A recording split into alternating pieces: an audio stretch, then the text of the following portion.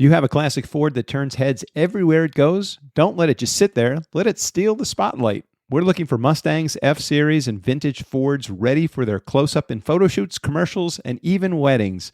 Put your classic to work at ClassicFordRentals.com. Just provide the info at the bottom of the page and let your Ford be the star. That's ClassicFordRentals.com. This podcast has never been listened to. Do you see the old tagger on it? That's right. Brand new, never been listened to. What? No, you can't listen. No one has ever heard it. Don't look anymore. You've looked at it long enough. Who am I kidding? No one would want to listen to the Nice Guys on Business anyway. When I die, don't tell my wife if my wife tries to sell my guitars. Don't let her sell them for what I told her I paid for them. The Nice Guys on Business podcast.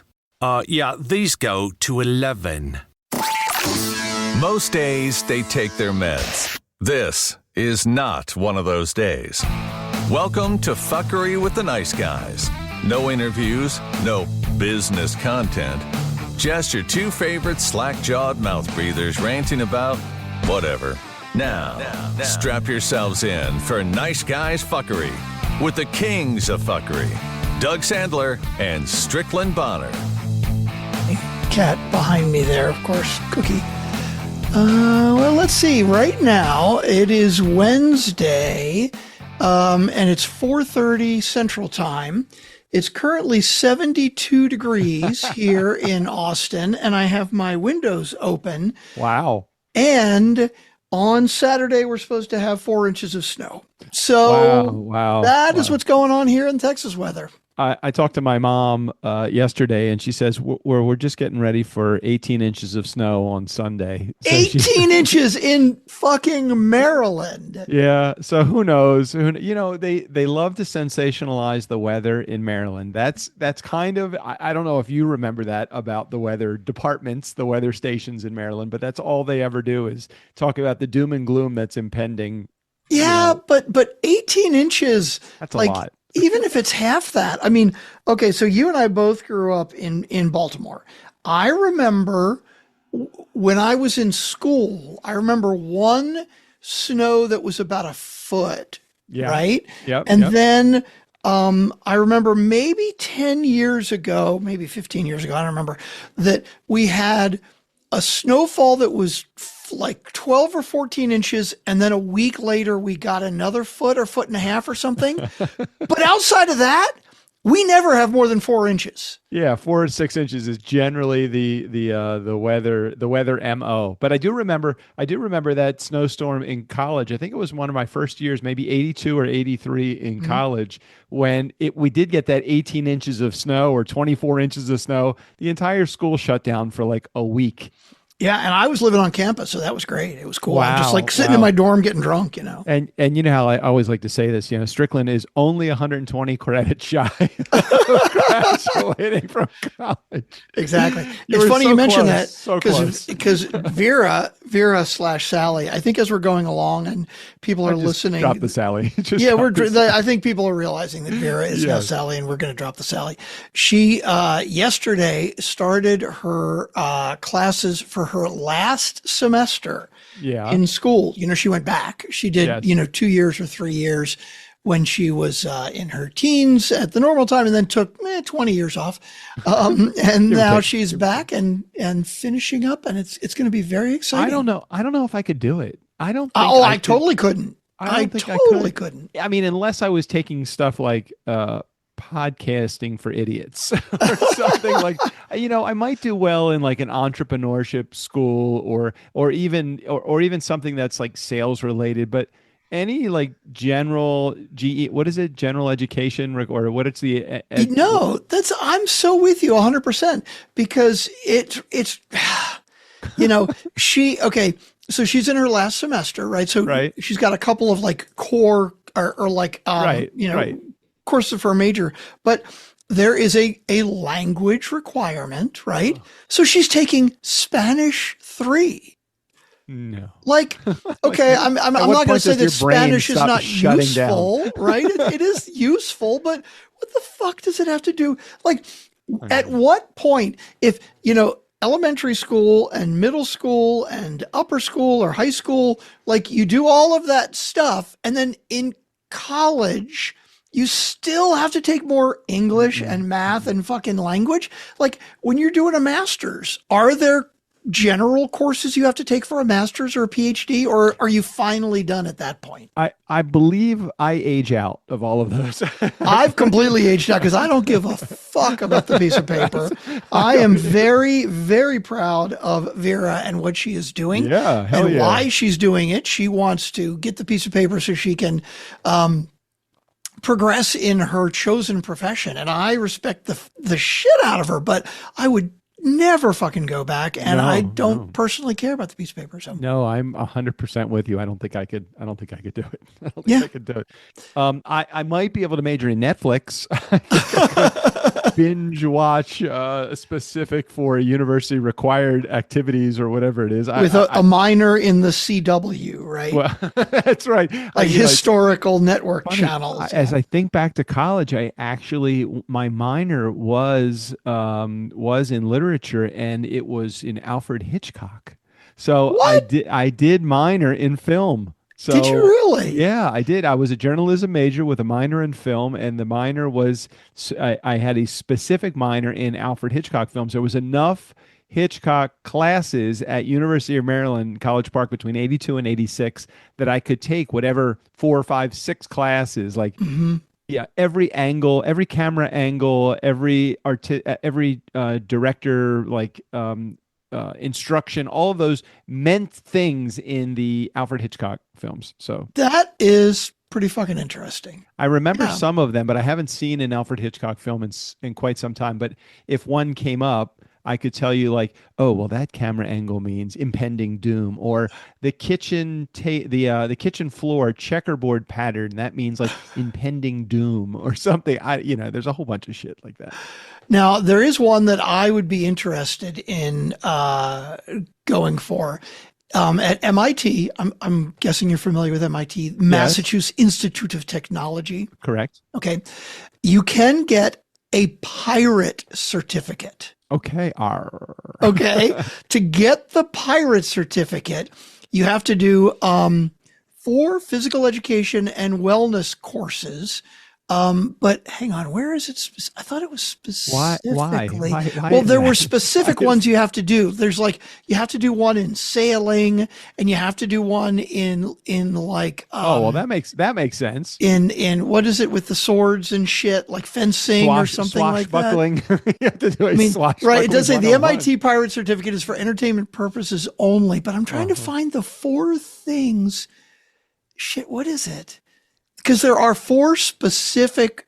Okay, never mind. Well, I can't remember what they are. It would be probably costume design. Oh, I'm sorry. It is right here in the front. Students who have completed archery, fencing, pistol, either air pistol or rifle, and sailing. Wow. So you have to do those 4, and you can get a pirate certificate from MIT. Is there a Viking certificate for chance? That'd be pretty cool. I'd like that.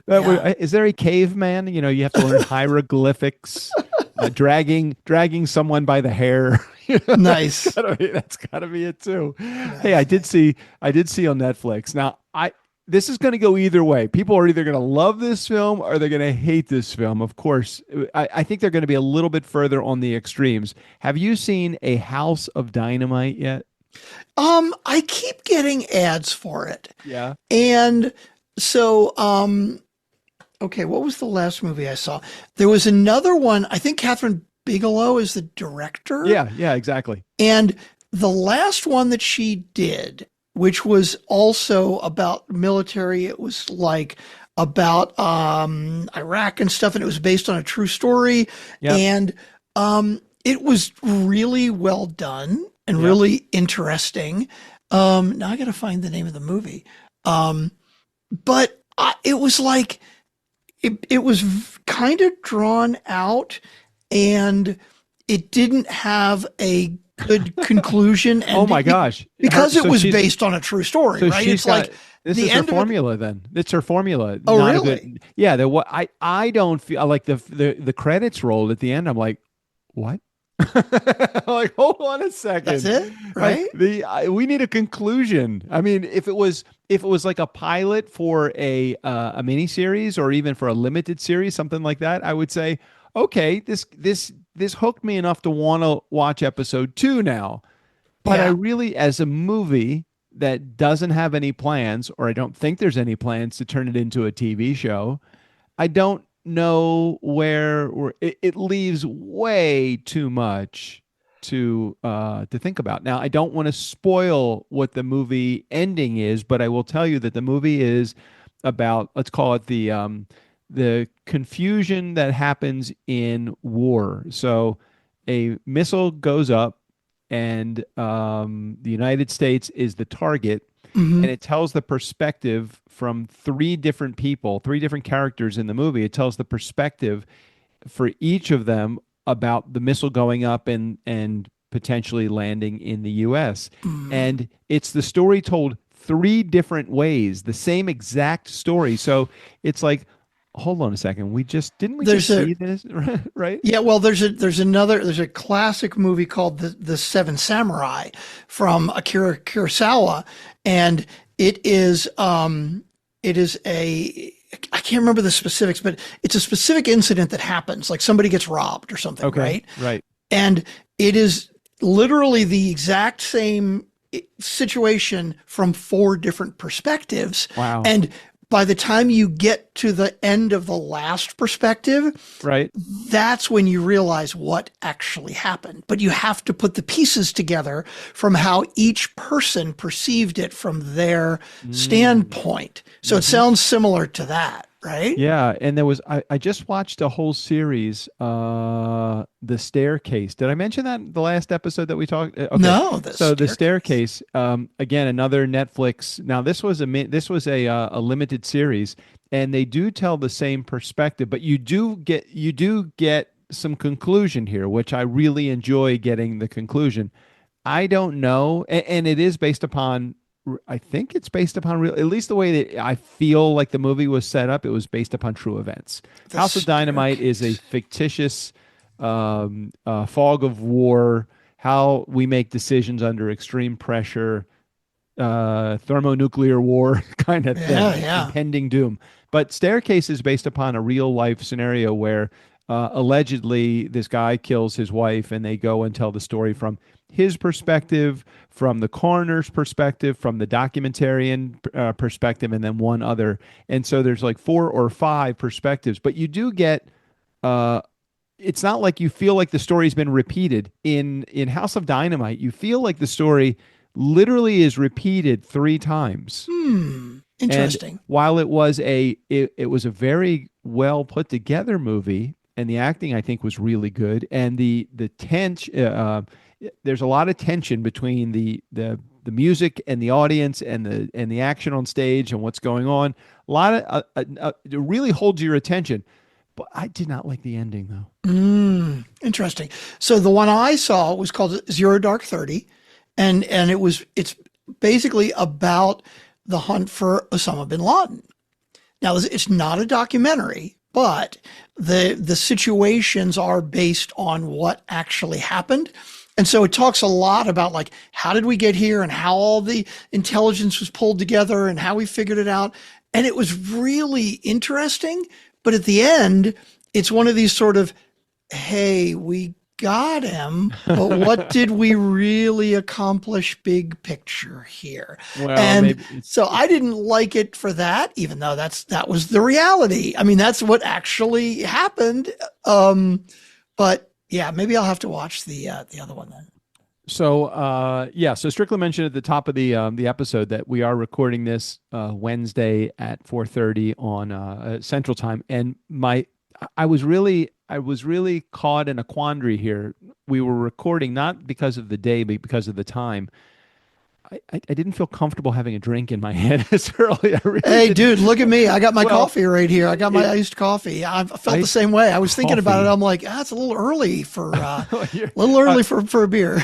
4:30 is not a stretch for me. For you, yeah. 2:30 is kind of a stretch. I'm like, after dinner last night, I'm like, I didn't want dessert, so we had a drink instead. So we made, I've been making sidecars instead of old fashions for the last, have you ever had a sidecar? So you went from a drink that is an old man drink that has sort of made a comeback in the old fashioned Right. to a really, really old man drink that has not made a comeback in a sidecar. Now, I have no fucking idea what a sidecar It's going to come back. It's Yeah, gonna come back. right, sure. It's so simple to make, and it's even easier to drink. I mean, you can drink it like lemonade. Okay, so It's, what is a sidecar? So a sidecar, you start with, I believe it's 2 parts brandy Okay. to 1 part orange liqueur. In our case, you could use Cointreau, Mhm. but use brandy, Cointreau, and then Or if you're cheap, you use triple sec, which is or triple sec, and then lemon juice. So That's it really is a very refreshing. It's almost like an adult lemonade, although it doesn't taste like lemonade. It has a little bit of a lemon flavor to it. Mhm. But man, way too easy to drink. I mean, it's like a 12 ouncer. You can drink it like 2 seconds. It gets so bombed. Nice. But Nice. I didn't feel I wanted to bring I didn't want to bring a cocktail to the.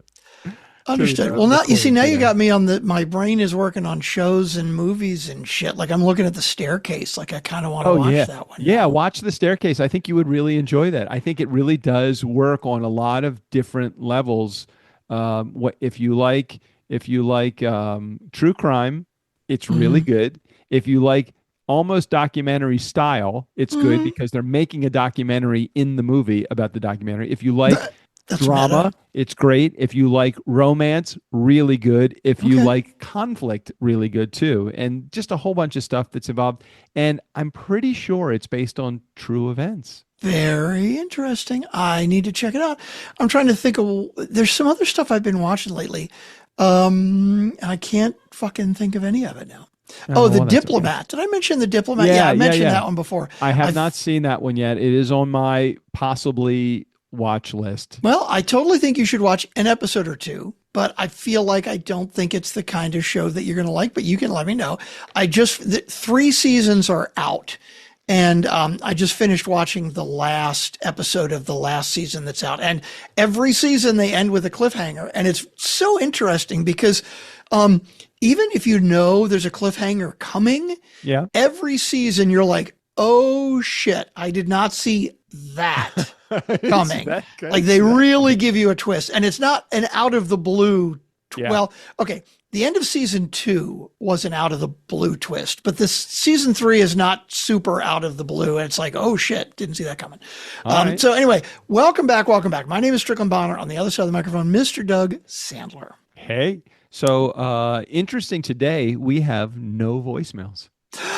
You know, I was just looking in the folder and I saw 4 voicemails, but I did notice that they were from last week. So Yeah, you're confirming that no one called. Nope, no voicemails. I just wanted to make sure that was also true because we are recording a little bit earlier this week. I figured that Ashley would not have. Oh, I got to tell you a story about Ashley. Ashley would not have had a chance to complete her responsibility of monitoring the voicemail and transferring them into the voicemail box. So I just went in there just to look to see in the actual root folder, my voicemail, where I get the voicemail from, and there were no voicemails in there. Okay, So- well, hey, thanks everybody. Steve O'Brien. No, never not mind. yet, not never quite mind. yet. Never mind. I'm not going there yet. Tell the story about Ashley, and it is a story of customer service gone right. Oh, I love that. I got an email from one of our clients today that hey, I just want to mention to you, I would like you to bill me an extra X amount of dollars next month for my services because I want you to give Ashley a bonus because she's gone above and beyond for me in helping me with my with my services that I get from Turnkey. And I'm like, oh, okay. Could you give me? Thank you. I said thank you to him. I appreciate. Hang on. I it. just want to clarify. We didn't just get an email saying, "Hey, I wanted to give an attaboy." Like I wanted to let you know, exactly. Ashley is doing a great job. It was actually they actually said, "Bill me twice and give this to Ashley." That's freaking amazing. All right. So I would like to give Ashley a blank bonus. She has been fantastic. Add that to my next bill. Okay. So I wrote Damn, I love wrote him back. that. And I said, "You're so kind. I absolutely will share your positive remarks and pass along the bonus. Thanks. Would love a sentence or two so I can tell her what your experience has been with her." He wrote back, "The first thing that comes to mind about Ashley is she's a breath of fresh air of consultants that overpromise and underdeliver. She is the opposite. She's hyper responsive, communicates clearly and effectively, especially when a situation is annoying. She handles it with poise, takes constructive feedback, and applies it to productivity. And above all, she gets results. She books more podcasts than any other person we have worked with over the years, and she is a pleasure to work with." Damn, that is freaking amazing. That is amazing. I am absolutely will share that with her at the team meeting tonight. I said, make sure that you show up at the team meeting tonight. I have some great news for you about Hey, well, you one need of to our put clients. in the chat who that client is, because I'm dying to know. I don't want to wait till tonight to find out. Okay, I will drop it in there right now. We don't want to name names on the podcast on our show, but even when it's good stuff, oh my God, I love that. I love, because this is a client who came to us and the services they want a little different from our normal services, right? But of course, we're like, we can handle that and we want to go above and beyond. And we were worried. We were a little concerned about keeping the client happy. That's the bottom line. Is we were, some clients we meet with and we talk to, and we're like, dude, this is going to be great. Right. They have very clear expectations, and we can exceed those expectations, no problem.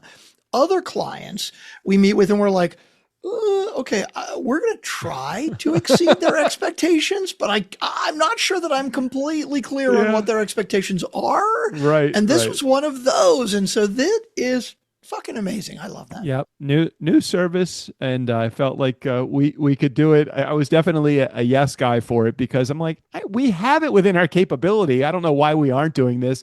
And of course, I say yes, and you figure out how to deliver it. And you had to invent this whole new behind the scenes kind of environment for this particular client, which could be good for other clients that need it too, because now we have this system that's in place for this specific client.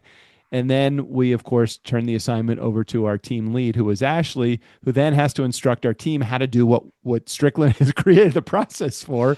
And not only did she do it, but she took ownership of it. And I love that. I love that so much. So here, for those of you that don't know, since we have no voicemails, we got other stuff to talk about. And I'm assuming you have no other topics thought no ahead of time, right? No. Okay.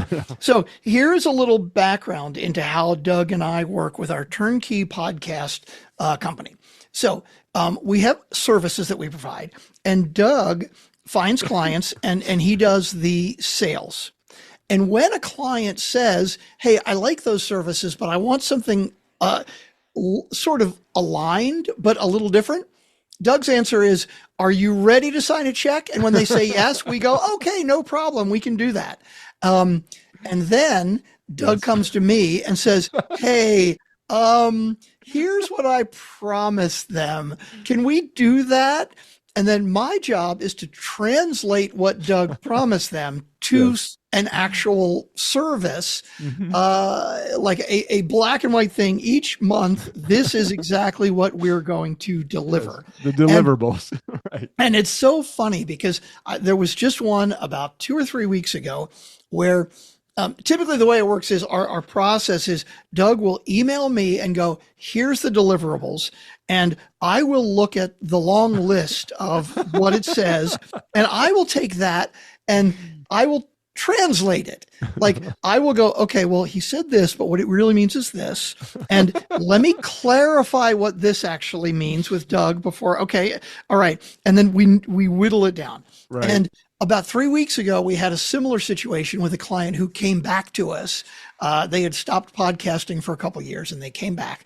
And again, Doug sends me the long email of this is what they need between our client and the I did summarize it at the beginning in bullet points, and then I gave you the details. So if you remember correctly, I don't know if you remember, I gave you the 5 bullet points of what we needed to deliver, and then I gave you the longer explanation, which I hated doing because I'm like, he'll interpret it as he wants to. So he'll go back to the client and he and the client will figure it out. But I felt like I would be remiss if I didn't provide you with what I thought that I am sharing with you in the summary. Anyhow. Well, just to clarify, if you haven't picked up yet, I want to make very clear, I like more details. Yes. So even if you've got a lot more stuff that you feel is maybe not so clear, I love it when you send that to me because it does help me to fill in the blanks. And then when I have questions, I can ask you.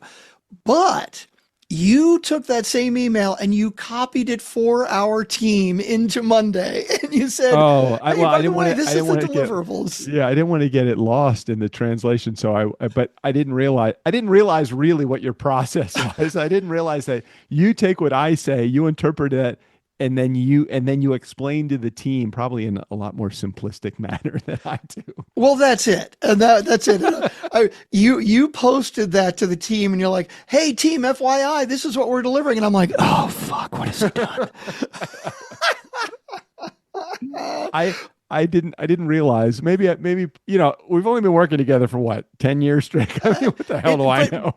Yeah. But you know, what's funny. It's like, we have been working together this long, but we've got such a great system because typically what you do is you sell it and you pass it on and you're like, cool, I'm good, I'm done. And you trust that I'm doing my thing. And like when I try to get involved in like the marketing and sales shit, it always goes wrong and bad. I let you take care of that shit, which I absolutely love. Did it go wrong or bad? No, nothing yet. Nothing new. We've got an exciting new one that is in the works, possibly, that could bring us a whole lot of new business. And that is 100% due to your connections and your networking, which I appreciate. And I'm very excited about it if we can make it work. But it was just funny because you posted that and I was like, oh, fuck. Mm-hmm. Like there's so much info in here that our team doesn't need and they're going to get a little confused by, and it's all good. But then the funny thing is the catalyst for all this is yes. The third step is I translate it. Yeah. And then I put it into Monday, but then Ashley makes sure that I crossed all the T's and dotted all the I's. So Ashley's, that's why we always say when we meet with any clients, here's the real boss. It's Ashley. Right. Exactly. So I'm basically like, hey, Ashley, here, I've boiled it down. This is what's happening. I've put it all into Monday. And then Ashley, it's funny. So I boil it down for the team and I just don't even mention anything to you, right? I just do it. Right, and then I tell Ashley, hey, this is what we're delivering. And I've put all of this into Monday. And then I'm guessing Ashley goes in and goes, yeah, let me make sure he did all that right and didn't miss anything.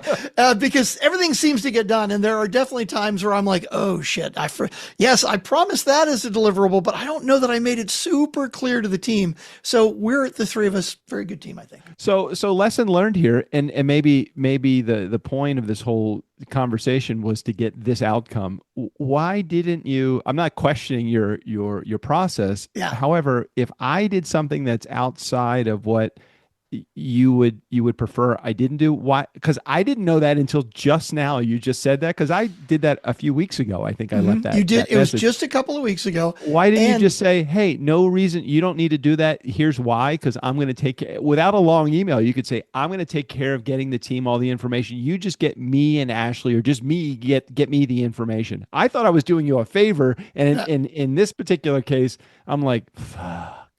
Well, and then this is actually another good insight into our process, or sometimes where our process falls down.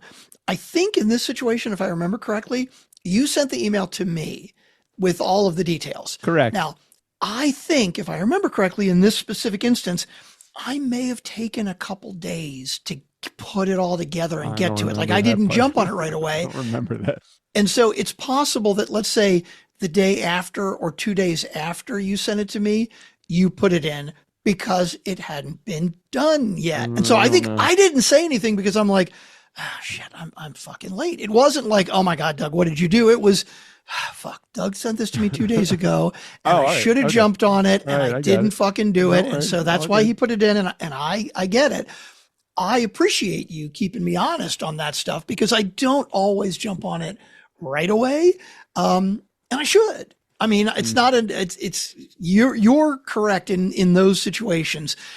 When you email me and then 5 minutes later you text me with like, hey, have you gotten back to this guy yet? Look, okay, that gets a little annoying. But when it's a day later, it's like, fuck, you're right. I got it. You are 100% correct.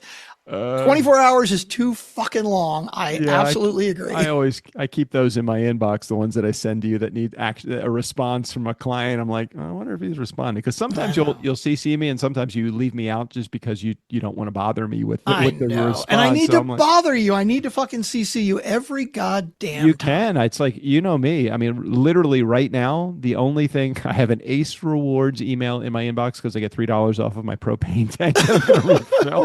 And I have the email from the client that wants to give Ashley a bonus because I want to bring it up at the meeting tonight. Those are really the only emails that I have in my inbox right now that need action. Nothing else does. There's actually, hi Winter, what's going on, buddy? My white cat just walked into the office. We got the door open outside because it's such a great day out. It's like 72 and sunny and it's beautiful outside right now. So we're letting the cats go in and out as they please today. But yeah, sometimes we get the neighbors' cats come into the house too. So, do you know the Sam Kinison joke?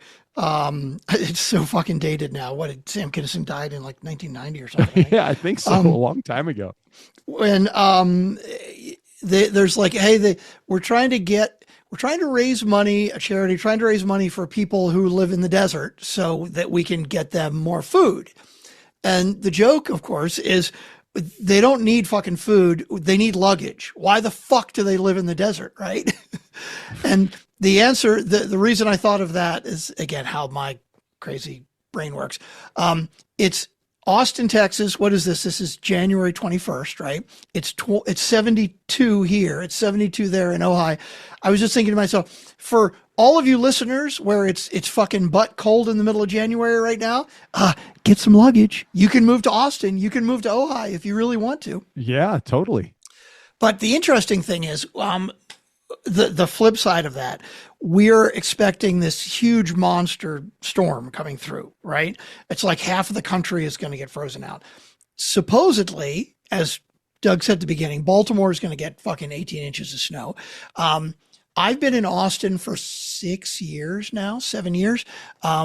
One time we got like 3 inches of snow. Right. And it actually stuck. And one other time we had flurries and it melted right away. In 6 years, that's all we've had. So like 6 inches of snow in Austin is a fucking lot. And we don't have snowplow equipment and other shit. The bigger problem is they're saying, be ready to have your power out. Oh, I hate that. Yeah. When we had we had a week that it didn't get over freezing a couple of years ago. A bunch of people in Austin had no power for like 5 or 6 days, and it's bad. 25 degrees outside. Yeah. About 8 months ago, I think, I bought a power backup. Right. But gas, propane, what is it? No, it's not gas or propane, because those are like, if you want to do like a whole house gas backup, it's very expensive. Right. You buy a generator and you got a fucking maintenance and other shit like that, right? Right. Well, this one it's this company called Base Power Company, and it's a battery. It's basically a big ass battery. And the way it works is the battery stays charged all the time. And in like times where it's like heavy draw, it uses the battery power to try and save me money somehow. I don't know. But basically it's one of these things where I have to commit to using them to buy my power. And then I get the battery basically for free, right? Right. This could be the first time this gets tested.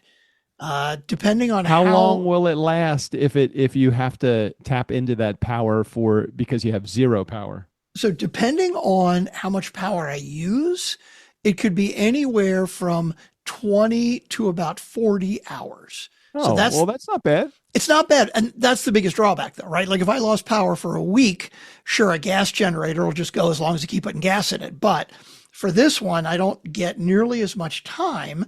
But what's interesting is in the summer is when I use more electricity because the AC, it's 100 here. Right. And I remember looking at my little app that says how much backup time do you have? Right. And it's like 15 hours or 12 hours when the AC is running. Not a lot. Yeah, but right now, like if I look at the app right now, it says I could get like 30 hours of backup because That's I'm not good. using a lot of electricity. So that's kind of Well, exciting. the battery backup in the solar world, the battery is doubles the price of the solar system. So if you have a $15,000 solar system and you want the battery backup, the system is close to $30,000 if you got Jesus. Now, I don't know how long that battery will keep you on, on the grid, but I prefer, what we did was a few years ago, we had a power outage that was like 3 days, and it was for some windstorms or something. And they couldn't get the power back on. So after that, I'm always closing the barn door after the horses got the out, horse right? have already left. So I bought a battery, a generator. It's not only propane, but it can be gasoline also. And we usually have like 5 or 6 tanks around our backyard between the heating pits that we use, the 2 grills that I have, and the heater. So I have 6 tanks at any point. 3 or 4 of them are filled, and one of them will last a couple of days if I ran it on the generator. Boy, this is a portable generator that you put gasoline in or propane. Yes, I've never seen that before. Yes, if you go to like Harbor Freight or if you go to Amazon, most of the generators nowadays, if you just type in like dual. Yeah, gas or generator propane. Right. So interesting. Okay, yeah, and I don't like gasoline just hanging out in my garage, and it doesn't last. It doesn't stay good forever. I mean, it'll probably, if you put that stuff in, it'll probably be good, but it's sloshing around. I don't want to have to deal with that. I use gasoline for my lawnmowers, just a small tank, but I didn't want to have to fill another tank with that. So propane, however, it'll stay in the tank forever. Right. And if you've got like 5 other things that use propane, right? When that runs out, you just grab the tank from the heater or grab the tank from the grill. That's a great idea. Exactly. So I have that, and we haven't had to use it. We haven't lost our power in like 3 years now. Yeah, of course. Always the way. But it is ready to rock and roll. And it was. But how much power does it generate? Well, it doesn't do the whole house. So that's the issue. You have one that sounds like it's plugged into your entire house. So if you need to, you can just access everything. Now, I'm assuming if you wanted to extend the life of your battery, you just don't use the AC or major systems. Right. Mine, it's whatever's plugged into it is the stuff that's going to be. Because it's portable and it's always going to use Right. I wonder with mine, if I were to get solar panels, right? Like, wouldn't that give us basically unlimited power? Because as long as I've got 12 or 14 hours of power to run overnight, it recharges itself during the day. That'd be I'm surprised that they didn't offer you a solar option to go along with that battery, because did you buy the batteries? I can't remember what you said. Did you buy it separately, like after you bought the house, or was it a part of the purchase of the property? No, I bought it separate. In fact, I just got it about 8 or 10 months ago. But they did have to come in, and they basically, I mean, it's about the size of an AC unit. It's big, right? And it goes between the power that comes to the house and your box. I'm assuming is where it goes. And so the only thing that sounds like you're missing from the solar edition would be the connection of solar to that box, which you don't have the solar, so you don't have that solar leading to the box. But why wouldn't they? I would have to assume that in Austin you're pretty sun exposed and prevalent. So why not get that option? Now they do have an option in California where you can tap into the power using a specific company. They give you the battery and they give you the solar, but you must buy your power from them. Very similar to what you're doing right now. And have you seen any difference in your electric charge because you're using a different provider of electric? No. Okay. I mean, they told me ahead of time what the per kilowatt charge would be, and it was a little cheaper than what I was paying, and it's locked in for 3 years. So I was all good with that. Yeah. I wonder what happens after 3 years. They can raise the electric rate, but I think after 3 years, I do own the battery or something. I'd have to check with them. I don't remember. But I looked into solar a couple of years ago, and it's just, it's cheap and expensive, right? It's like the whole price of it is very expensive, but they're like, yeah, you're just going to pay it as a loan over 20 years. And it's like, well, what if the solar panels only last 10? Then I'm still paying the fucking bill for 10 more years, right? Yeah, all those things. All that shit. No, it's so complicated. You don't have solar, do you? I don't have solar. I have applied for solar because they have some subsidy that they have here in California, but we're on a waiting list and it could take 2 years to get it. So okay, so how does that work in California? Like, I'm assuming that even with the subsidy, that's weird too, because with most of them, it's like, okay, if you buy solar, we're gonna give you a tax credit of 30%, period. But this is actually when you have to apply for. So you apply through the power company. The power company works with the state of California. It's a very green state, so they want everybody to be on solar and wind and all the other things other than just using this traditional power. So you apply for it. If you get approved and if the subsidy hasn't run out yet, if the state hasn't run out of money, they give you all of that stuff, but you have to use the specific power company that provides the service. Okay, so you don't have to pay for the panels. You don't have to pay anything? There's no monthly charge for it. Nothing, which is why they run out of money often. Wow. They wanted to, the state of California wants everybody off the grid. Everybody is, and they not only do they want you off the grid, they want you putting power back into the grid. Right, right. So when you have solar, you have more panels than power to your property. You can put power back into the grid. Now, I don't understand why the state of California just doesn't invest in like solar fields and just, there's so much land here in California. Why not just put a whole bunch of solar fields? Or why doesn't the state just say, there's no subsidy, you're actually going to be helping people in the state. Let's just use every roof here in California that qualifies and let's put you on solar. But it's a whatever. It's California. I'm sorry, it's a scam. Whatever, it's a scam. Who knows? Who the fuck knows about any of that stuff? Yeah, the other thing, it's like the efficiency, right? I remember when I looked into it 3 or 4 years ago, they're like, these new panels are 22% efficient. And I'm like, that sounds really fucking low. That sounds pretty bad. And they were like, well, no, years ago or 2 years ago, it was only 15%.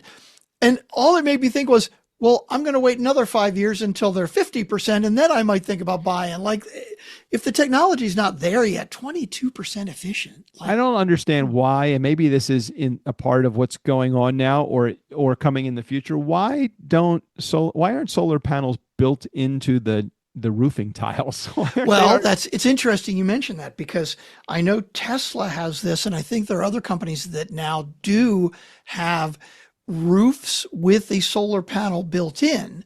Because we had to get our roof replaced when I had hail damage a year ago, and it's like fucking 15-18 grand or something like that, right? So to do it with solar panels, and the ones that I saw, it's like the solar panels have the same warranty, like a 20-year, 25-year warranty as regular shingles on the house. But they were a lot more expensive, right? But it is interesting that you don't have more new houses being built with those where it's built in. It seems like every house that is being built, you talk about new construction costs. And if a house costs, what's the average house in the United States cost? $600,000, $700,000? $500,000. A minimum $400,000 or $500,000, and probably more of the expensive states, $700,000. And in California and New York, probably some ridiculous amount of money. It's like, I looked at my mortgage bill. Every time they send me a mortgage statement every month, they send me what the estimate on my house is, because they always want you to refinance. I'm like, I'm not refinancing my 3% mortgage. Thank you very much. I know, dude. Oh my God, you are locked in forever. Yeah, and I'm not. Believe me, that sucker's going to go down to zero anyway. So they send you what the value of your house is versus what you owe, and I'm like, I could buy like. The house that I bought in Maryland, I could buy like 3 of them. What the value of my property is here, and it's so crazy. So they always want you to do all sorts of things with the equity in your house. That's the other thing. It's like, think about you're gearing towards retirement. We're we're creeping up to that age, and it's like, oh crap. Okay, I really want to start thinking about this a little bit more seriously. I've got, money in the bank, money in the 401k, money in a Roth, money in a IRA, all the things that I should be doing. Like, how much do you need for retirement? It comes down to the question of, well, how long do you plan on living? How the fuck do I know? I want to live a long time, but I don't know how long I'm going to live. And your mom is what, 94? No, my mom's 92. 92. Right. Yeah, my dad's like 87. Yeah, so it's like, okay, well, and lifespans are just getting longer. Right. So how much do you need to retire? Who the fuck knows? It's a fucking moving target. I don't know how much I'm going to need to retire. Well, do you want to, I was talking to John Browning, who's my financial advisor, one of our clients and production clients. And he's like, yeah, you don't want to run out of money when you're 80 though. You want to go back to work when you're 80? It's right. Like, no fucking how much way. money it will take to last from, let's say that you work until you're 65. So at 65 and you don't want to run out of money in 15 years if you plan on living to 95 or 100, which could be possible. Well, hopefully I'll get a serious illness and die in my 70s. What am I supposed to say? I don't know what to say. We got to call Stan the annuity man and do the whole lifetime annuity thing. I don't. That's the other. I know that's the other thing. It's like single premium annuity. It's like, okay, do you do?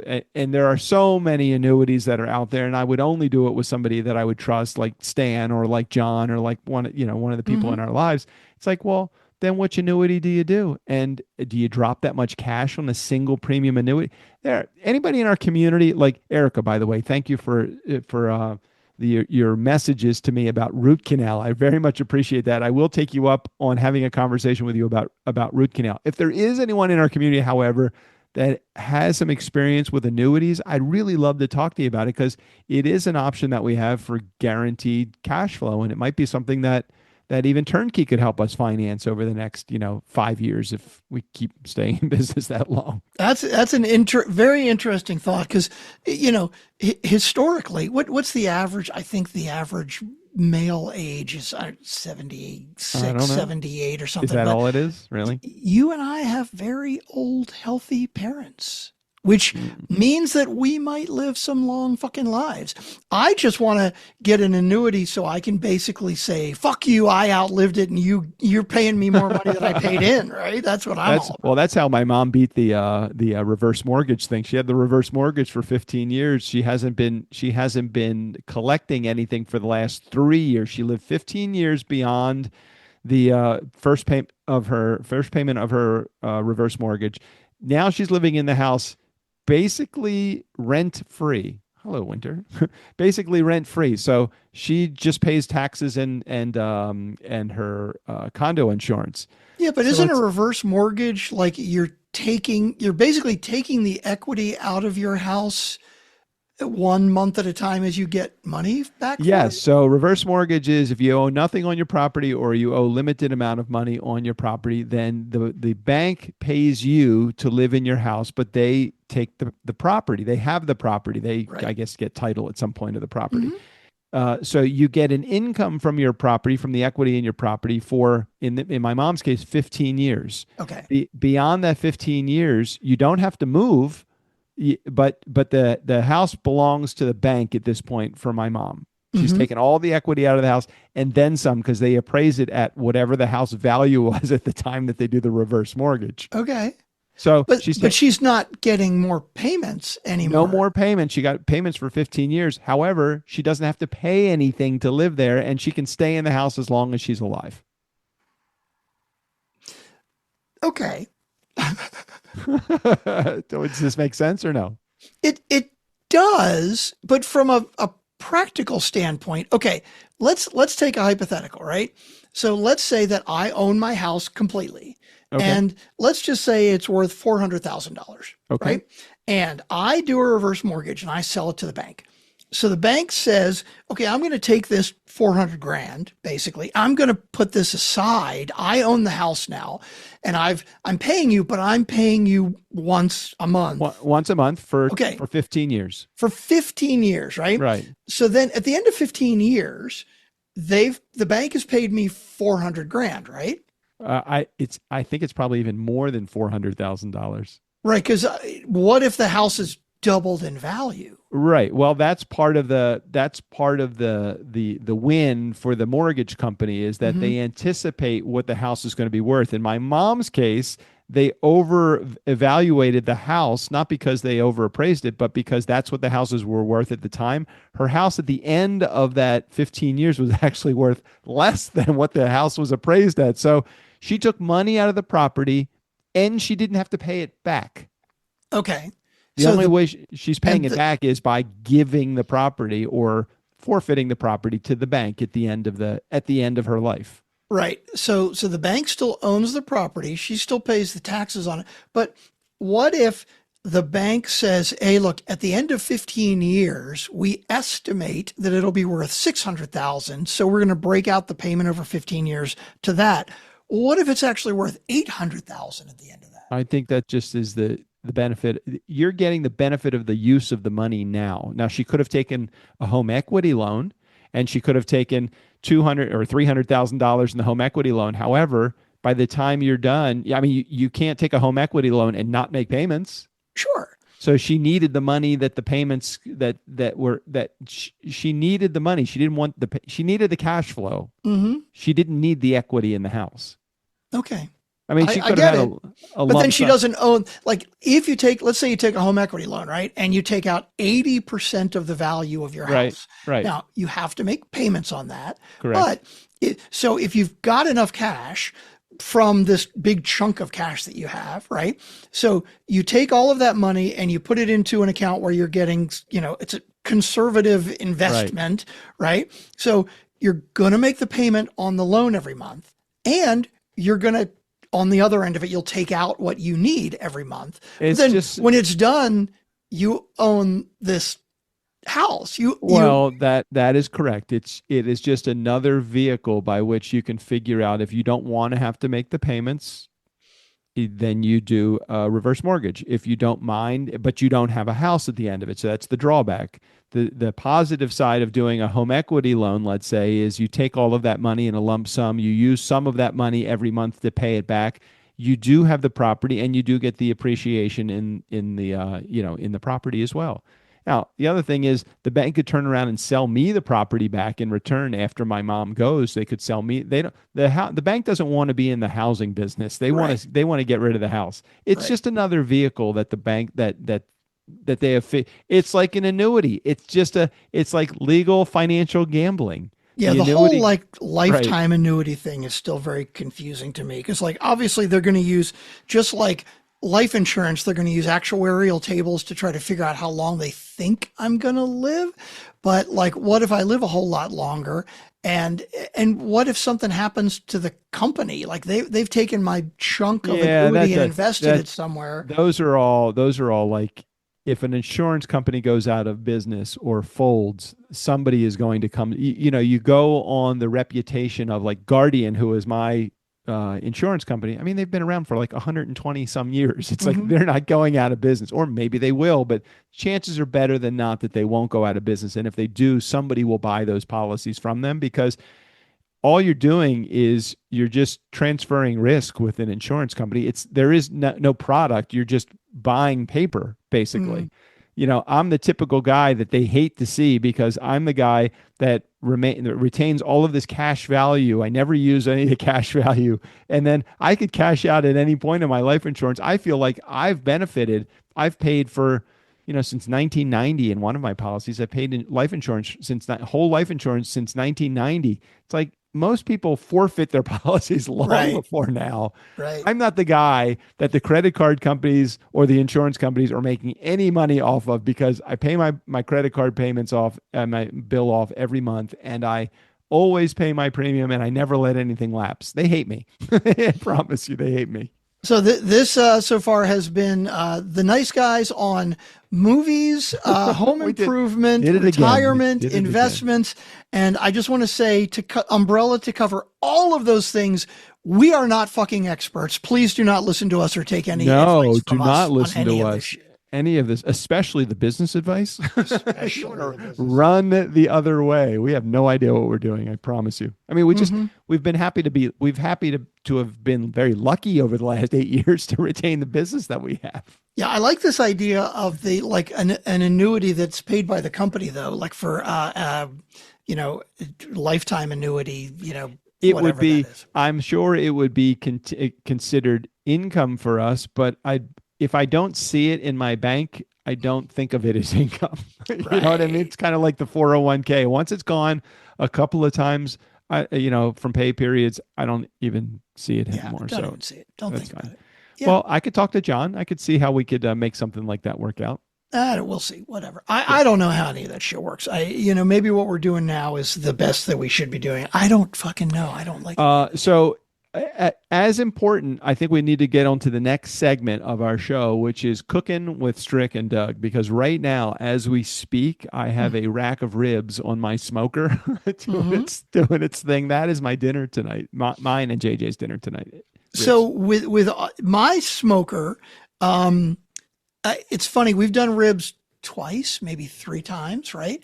And they come out really good, but we do salmon and turkey. Like Right. we've bought like a boneless turkey breast, like Yeah, a yeah, 2 or I've never 3 done- pound boneless never done turkey that breast. Oh my God, it's so fucking easy. The other day we were in HEB and I see turkey deli meat, right? And I look at it and I'm like, what, $6-8 a pound to If whatever. you're I'm like, lucky, God, boar's head is like $12.99 a pound. right. And I'm like, why the fuck would I do that? And so I go over to the meat section and I buy a 3 pound, boneless turkey breast at Right. like $4 a pound or less or something. Right. Put it on the smoker for a couple hours, slice that shit up, and I got deli meat for the next week. It's so just the good. greatest. And salmon, oh my God. You put salmon on for like an hour, it is fucking delicious. Yeah, yeah, and all it's of those. so easy. So goddamn easy. Yep, we've really been enjoying our smoker. Now I did have the little auger in there. Yeah, okay. I think we got some moisture inside we had some heavy rains, and although I lifted up the lid and could see nothing was wet in there, probably the humidity might have broken down some of the pellets. Mm-hmm. So the auger stopped turning or something was going on Something because got I stuck. turned it on and it wouldn't do its thing. Mhm. So I had to. This was I think it was like maybe the 1st or 2nd of January that we were making a brisket on it. I'm standing in the rain trying to unclog my smoker. Eventually, I emptied the entire bin that had all the pellets in it and kind of put like a hanger kind of thing in there just to kind of jam unloosen some of the debris, and it worked fine. But did they give you any maintenance that you needed to do on your smoker at all? Yeah, there's 1 or 2 little maintenance things they gave me, but I have a prime button, like to prime the auger, where basically it feeds more in, like it just twists the thing automatically. You have a prime? I don't have a prime button. So yeah, on mine, like when let's say you switch the pellets out, right? Yep. So you put, if you empty it, and it's really easy to empty it, I've got a little button that just pops out and it just fucking dumps in, right? Huh. And then when I put a new one in, there's a little tube that has the pellets. So when you put a Right. brand new one in, you gotta get some in the tube. There's a button that it's like prime the auger, and it's like, okay, I'm not going to actually fire anything up yet. I'm just going to twist the thing to put some more pellets in. So if mine ever got stuck or jammed, I could just press prime auger and it's just going to go and basically push everything else that's in there. The Grilla Grills does not have a dedicated prime button like Traeger. Priming is handled manually or automatically depending on the controller. On the first user, if the hopper runs empty, your grill start the grill with the lid open. The auger feeds pellets automatically. Some Alpha Connect controllers have a manual auger feed option in the menu, but it's not labeled as prime. Which one do I have? I think I have the Silverback. Yeah, I think that's what you got. I think I have the Silverback. Let's see. Silverback. Let's see what it says for Silverback. Because I never even thought. I don't know. Let's see. The controller handles ignition and pellet feeding based upon the set temperature. You don't actually prime it with a dedicated Menu. When you start the grill, on most pellet grills, the auger feed. Okay, no. So doesn't have, but it's not labeled as a prime feature. Short version, no built-in primer. Ignition and feeding are automatically. Let me know if you want steps for reliable. How do I unclog it, though? How do you unclog? Let's see what it says. Silverback auger unclog. Power off. Empty the hopper. Remove grate. Vacuum the fire pit if jammed. Remove the hopper access panel. Loosen the auger. That's a lot of shit. Loosen the auger motor set screws. That's like... Oh my God. You got to basically take it apart. Right. Dude, I'm telling you, I know you got yours already, and not to like... well, this was before all the AI shit was going on. I know, right? I looked mine up. Mine is a Briskit. Yeah. So it's Briskit. I'll put a link in the show notes. It's actually Briskit.ai, which is a bit weird. Okay. But they've got the small version, which is 580. So I think it's 580 square inches or whatever. $500. And it's got the app, it's got the Wi-Fi. All of that shit is built into even the more basic one. And they have a bigger one that's only $700 on sale right now. I mean, it's really pretty reasonable. Mine was like $900 or something like that. After I added the options, it might have been even a little over $1,000. And I don't think that. I think I've had it for a year, right? A little over a year, maybe. At least, I don't think in a year you should be having any issues with your. I wouldn't think you should. Yeah. I don't know. I mean, I guess I could always go back to the company and say if I had any major issues. I was able to work through that issue, but looking at this instruction, it's like remove the auger, the set screws. I'm like, no, I don't want to have to do any of that stuff. Yeah, that's like a lot of work. Yeah. Yeah. Yep. Okay. I love mine. So we have anything else that we need to go over on today's recording? We've been here for about 60 minutes, something like that. I don't think so. I didn't show you my new guitar. Hold on. Oh, for all of you who are just listening and not watching, you're not going to get to see this, which is everybody. Whoa, check that take a out. look. Hey, that does look a lot like a Carvin, and it does look like the same pattern that mine has. What's the label? Paul Reed Smith. I finally broke down and got a Paul Reed Smith guitar. Wait, that's a used PRS, isn't it? It is a used PRS, and so Paul Reed Smith is an Annapolis, Maryland company, yeah. and I've always wanted to get a PRS because I wanted to support the local guy, right? Right. But they were very expensive, like they're handmade, and they start at $1,500, $2,000, and I didn't really like the way they played. Like they're kind of mid-rangey. So a couple of years ago, they came out with what's called an SE series. Now, I don't know what SE stands for, but they're made in Indonesia. And basically it's Paul Reed Smith quality, but a lot cheaper, like very reasonably priced. And so I played one a couple of months ago, and I'm like, gosh, I actually like the Indonesian cheaper version more than I like the $3,000 ones.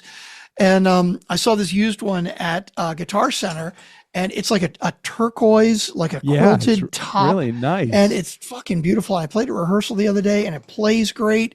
I really, really love it. It's my new favorite guitar. It doesn't have the typical Paul Reed Smith like wings on the front, because aren't they normally like two wings that are very much similar? Like it's like usually like a single cutaway, so it looks more like a Gibson. Right.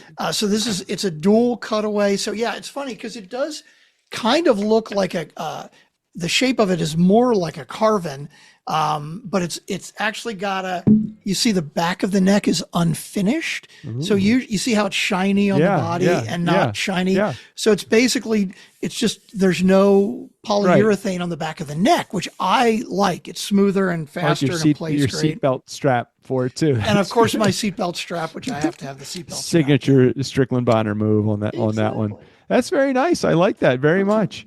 Thanks, man. I'm pretty happy with it so far. I like it. And what's the when I die, don't tell my wife if my wife tries to sell my guitars. So don't let her sell them for what I told her I paid for them. Right. Although this was used. This was like $650, which is pretty reasonable for I a really do. decent guitar. I really do think I need to sell my Carvin. I never use it. I haven't used it since I moved to California. I've had it for probably 10 or 12 years. I haven't used it in 8 of those 12 years. I can't see getting rid of it and getting anywhere near and like, what am I going to do with let's say I get $1,000 for it. Mm-hmm. What am I going to do with $1,000? Yeah, I hear you. It's like, it's just at 3%. I mean, what am I going to do with that? Yeah, these are like first world problems. Yeah. Just hold on to the guitar. And I love my Martin guitar, even though it very rarely comes out of the case. Mm-hmm. I do like having a acoustic guitar also. Absolutely. All right. Okay. Well, I appreciate you showing me the guitar. Let's head out of here. Till the meeting tonight, we'll share all the great news with Ashley. Okay. All right. Sounds like a plan. Steve O'Brien, go ahead and take us out of here. For the Nice Guys on Business, I'm Steve O'Brien. Fill up your week with the nice guys. Well, there's always money in the banana stand.